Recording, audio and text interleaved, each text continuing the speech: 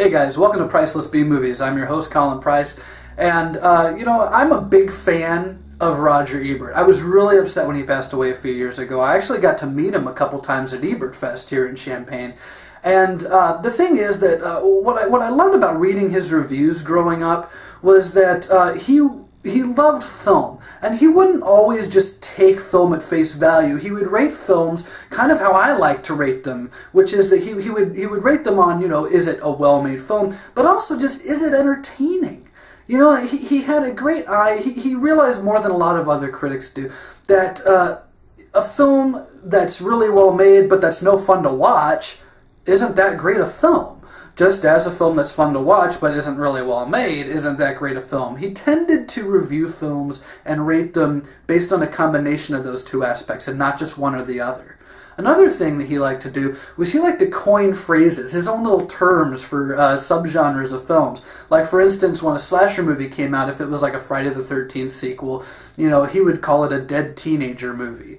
In a dead teenager movie, the joke basically being, that's the whole point of the movie. How are we going to kill these teenagers?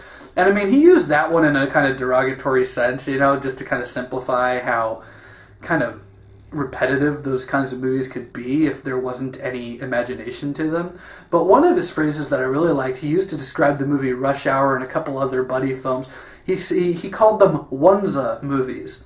And what Onesie meant was that if you watched a trailer for it, you could almost always count on the announcer in the trailer going, "One's a cop, one's a librarian," or, like with Turner and Hooch, "One's a cop, one's a dog," kind of. So that would be it's a Onesie movie. It's a pairing up of two people, one of them's usually a police officer, and another character who just is kind of zany or kooky in some way. So you're going to get this weird odd couple sense from the film.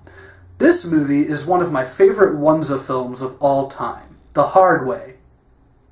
The Hard Way stars James Woods as, you guessed it, a cop. He's a cop in New York City. He's extremely high-strung. He's trying to get back into dating, and he's trying to quit smoking, and all these things that would create a lot of tension in someone, especially someone like his character who's already really tense. And he's tracking this serial killer called the Party Crashers, played by Stephen Lang, who you guys probably know from last year's Don't Breathe.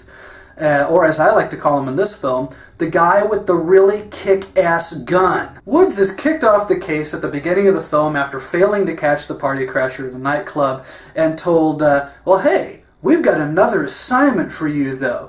There's this actor, this Hollywood actor, is played by Michael J. Fox, who's wanting to do this gritty cop movie, and he wants to research for the role, and he saw you on the news chasing this killer last night, and he wants to follow you around for a few days and learn what it is to be like you.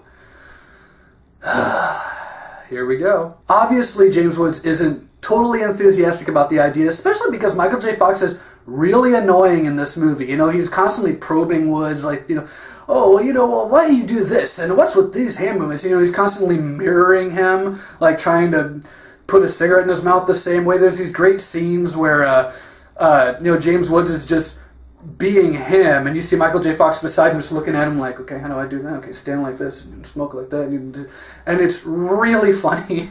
It's a great performance from both actors, and they have so much chemistry in this film.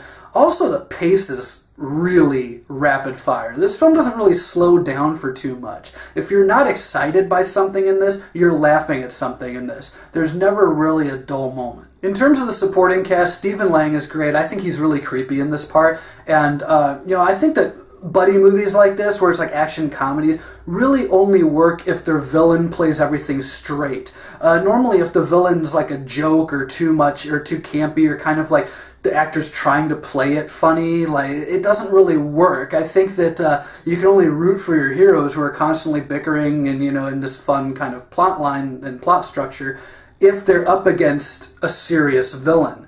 And I think that Lang does a great job in this film as being, well, even though he's just really the bad guy. Annabelle Sciorra is also very good. She's the woman that James Woods is seeing, and there's a lot of nice bits where he's out on a date with her or trying to talk to her, and the whole time, of course, Michael J. Fox is right down his throat, like, oh, are you going on a date with her? Oh, well, can I come? Because I want to see how you act on a date and how you do.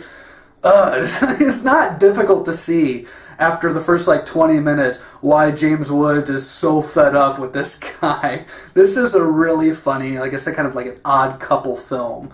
And I think it honestly needs to be put right up there with the first Lethal Weapon and some of the great buddy cop movies. The Hard Way gets 3.5 stars. I think that this is a really fun movie. It's only toward the end where it kind of dissolves into a collection of cliches, you know, from the cop movie book of cliches.